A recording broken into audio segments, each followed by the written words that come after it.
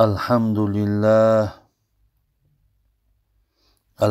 لله الذي قال في كتابه يا أيها الذين آمنوا أطيعوا الله ورسوله ولا تتولوا عنه وأنتم تسمعون ولا تكونوا كالذين قالوا سمعنا وهم لا يسمعون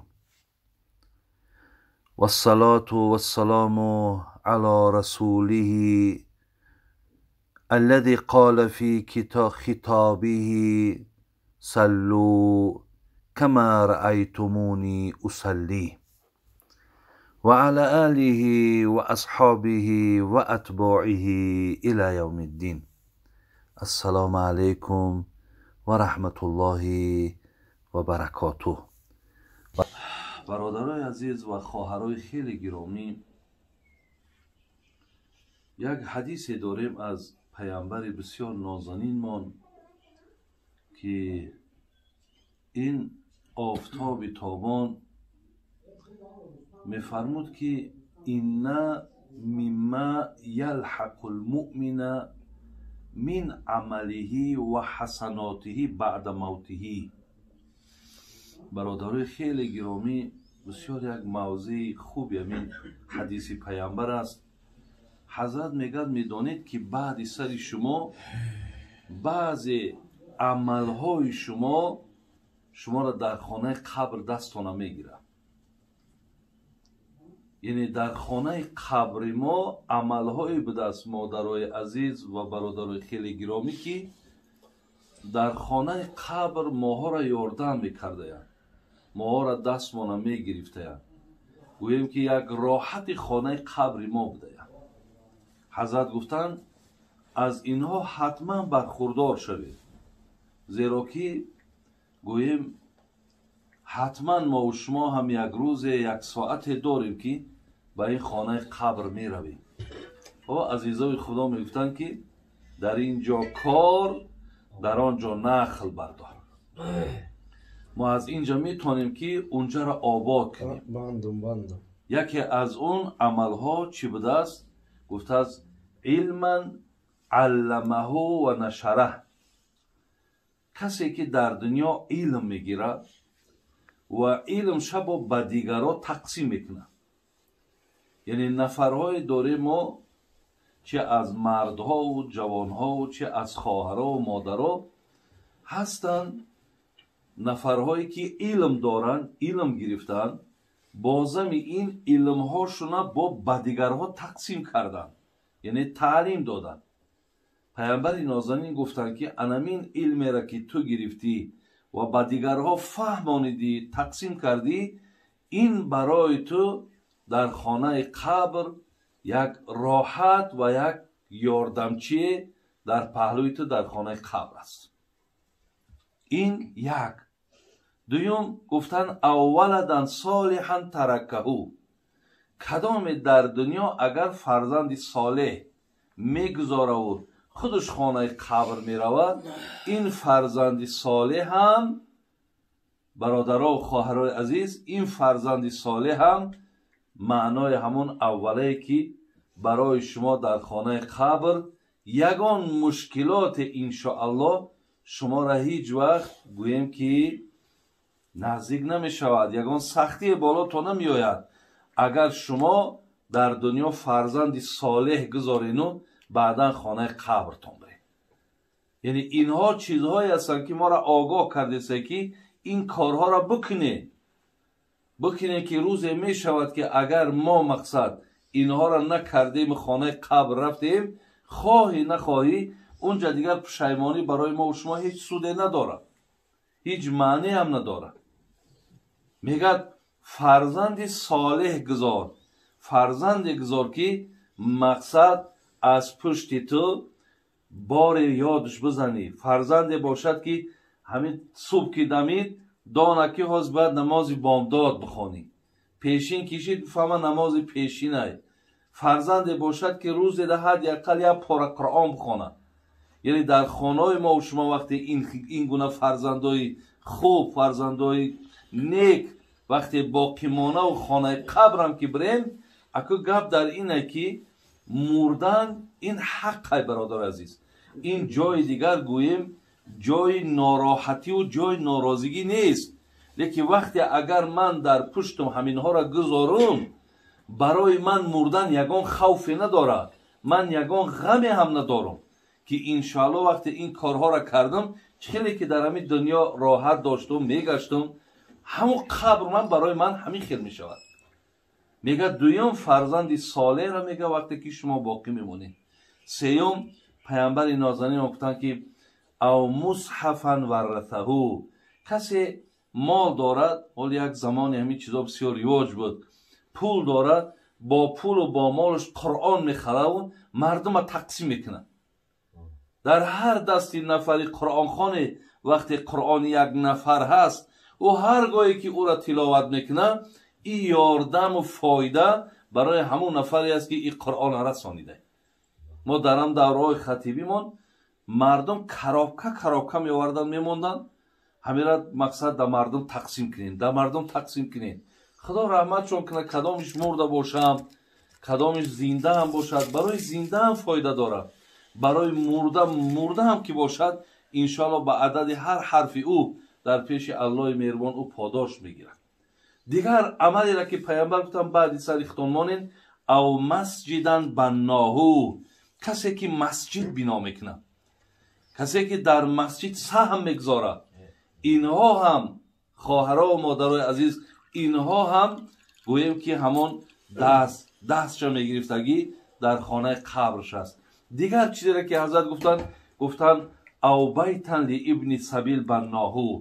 اگر در این تاجیکستان ما نیست، ما در خارجا بودیم، در اونجا می دیدیم مهمان خانه های بی پول بود. مهمان خانه هایی که می رفتی بی پول خواب میکردی، بی پول شب میگذرونی، بی پول خوراک میخوری، همش از حساب همون نفری که امکانیت و دولت و ثروت داشت این کار میکرد برای مردم مسافر غریب. پیامبر گفت کسی که همین خیل مهمان خانه بی پول داره که مردم مقصد در اون شب گذرانی میکند، ویم برای فایده خانه آخرت چه.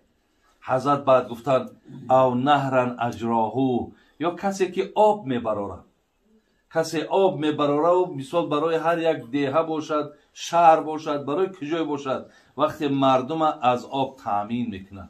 هفتم حضرت بعداً اخیراً چی گفتن؟ گفتن او صدقتا اخرجها من ماله فی صحته و حیاته یلحقه من بعد موته. گفتن نفری که در دنیا وقتی مبلغ داشت، پول داشت، شرایط داشت، از مالش صدقه میکرد. وقتی که انسانی که از مالش صرف میکند، صدقه میکند، پیامبر ما گفتن اینم گفتن در خانه قبرش دستی او را میگیره. الله رحمت کند. شیخ سعدی را میگفت زر و نعمت اکنون بده کانی توست، که بعد از تو بیرون ز فرمانی توست. با دنیا توانی عقبا خری، بخر جان عزیز ورنه حسرت خوری. حضرت میگفت امروز هر نفری که مبلغ داری و پول داری، همش در مقصد تحت کنترلت هست، امروز بکو، با دست خودت بکو، زیرا که روزی که چشم تا پوشیدی دیگر تمام، یعنی اون مال به خودش با صاحب خود چمی آورد، او دیگر مقصد از تحت او دیگر سلطه تو، از فرمان تو دیگر از همه بیرون است. حضرت گفتم با دنیا توانی عقبا خری، همینجا میتونی که تو آخرت بخری، بخر جان عزیز ورنه حسرت خوری. یعنی نصیحت من میکنه که بخرین میگد، زیرا که شما بعداً پشیمان میشید. الله مهربان توفیق منتهد. مادرها و خواهرای عزیز که هرگاهی که در این خیل محفل ها میشینیم، هرگاهی که یادآور از یک برادر خواهر وقتی ما میشویم، ما حتما باید که همیشه در پیش نظر ما و شما باید ما خودهامان تصور کنیم که ما هم چه خیلی مرده باشیم، ما هم احوالمون در خانه قبر چی میشیده باشد. آیا من برای خانه آخرتم چی مقصد پیش دستی کردم؟ ولی در یک حدیث خواندم میگه وقتی که انسان از دنیا میگذشته قال الناس، ببین مردم می آمده است چی میگفته است؟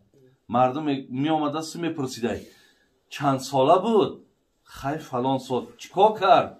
خیر بیمار شد. چند فرزند داره؟ خیر فلان که فرزند. میگه یعنی مردم از دنیاش میپرسه، یعنی ما خلفه چی گذاشته می آدم، از می آدم چی مانده؟ مردم میگه فقط گرد دنیاش میپرسه. لیکن وقالت الملائکه، لیکن وقتی یک آدم از دنیا میگذشته است ملائکه ها میگه بین خودش چی میگن؟ ما قدمه، این برای خانه قبرش چی رای که باشد؟ یعنی برای اونها دنیا اعتباری نداره. میگه آیا این مقصد حاضر خانه آخرتش میرود؟ آیا دارد عملی که ایرا استقبال بگیرن؟ آیا کرده است کاری را که مقصد در خانه قبرش یگان راحت و یگان لذت و یگان آسایش داشته باشد؟ از این لحاظ حضرت الله مهربان حضرت موسی را چی گفت؟ گفت یا موسی الفقر من الحسنات هو الموت الاکبر. این مرگی که گفت شما را دامنتانه میگیره، این مرگ حتمی است، لیکن وقتی اگر دست خالی پیش من بیای انا این برای تو مرگ گفت، انا این برای تو مشکلی که وقتی تو نزد من دست خالی بیای. الله مهربان ما را دنیا فرستاد خواهرها و مادرها عزیز به مقصد اون نه که ما همین عیش کرده بگردیم، اشرت کرده بگردیم، بے پروایی کنیم، بے غمی کنیم. این دنیا برای اون نیست. برای چی الله مهربان میگه که مرگ آفریدم حیات آفریدم؟ برای آنی که ترا سنجش کنم. یعنی یک زمان ما در این دنیاییم خواهرها و مادر عزیز، برادرای خیلی گرامی، حاضر هیچ کس نمیدونه. الله میگه 5 چیزی است که بغیر من هیچ کس نمیدونه. یک تشیه ولا تدری نفس ماذا تکسب غدا، تو نمیدانی پگاه مرده یا زنده، نمیدانی. ولا تدری نفس بی ای ارض تموت، الله میگه نمیدانی که در کجا من جانی تو را میگیرم. این چیزا را تو نمیدانی. برای وقتی که نمیدانیم ما هر زمان باید آمادگیمون برای مرگ باشد. هر زمانی که مرگ به سراغمان آمد ما باید هیچ وقت مقصد پشیمانی نداشته باشیم. در اخیر یک آیتی که در ذهنم آمد در سوره مؤمنون آیت 99 میگه وقتی انسان از دنیا میگذره خواهرها و برادرای عزیز، حالا ببین الله را حکایت کرده، میگه قال رب ارجعونی. میگه همین انسان هم میگه میگفته وقتی از دنیا میگذشته بعد میگه الله وقتی که جانش میداده مراجعه میکنه خدای مهربان یک باره که دیگه دنیا بر نمیگردونی. حالا ببینین برادرای عزیز و خواهر، آیا او میگه که به خاطر که برم در دنیا خانه و در مبینم یا زن و فرزند مبینم یا چی؟ با چی مقصد ای الله بازگشت دنیا را میپرسه؟ با چی مقصد؟ قال رب ارجعونی. ببین الله مهربان اجازتم بده برای چی؟ لعلی اعمل صالحا فیما ترکت.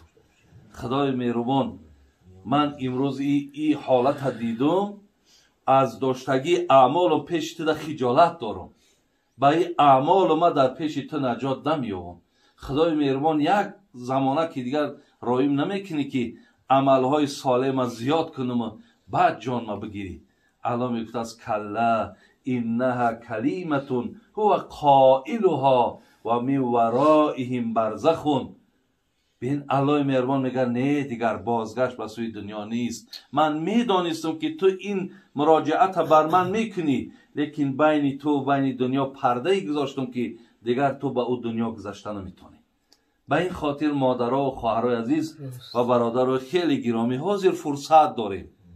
ببین امروز خدای مهربان زمین تنیسیت دادایمون، عمر دادایمون، ایره غنیمت دانیم و وقتی که اگر سر در بالین مرگم که موندیم دیگر افسوس این دنیا و افسوس چرا این را نکردم و چرا او را نکردم دیگر این افسوس ها را نکنیم. یک جای دیگر هم شکرگزاری همینه که شما در بینتون با داعیا و واعظای دارین که گفته استانتون آگاهتون که استان که هم خیلی حالت ها در پیش هست، یعنی شما آگاهی دارین، فقط برای شما توفیق در کار که آن چیزی را که شنیدیم عمل کنیم. شاعر میگو باغه که بنیاد کردی کر و فر در فضاست، 100 درختی دل شکستی آه و افسوست کجاست. الله مهربان همه شما را در حفظ و امانش نگهبان باشد و خدای مهربان ما را از این گناه هایی که سبب بی ایمان شدن ما، سبب بی ایمان رفتن ما می شود، خدای ما را از این حفظ بگردان. السلام علیکم و رحمت الله و برکاته.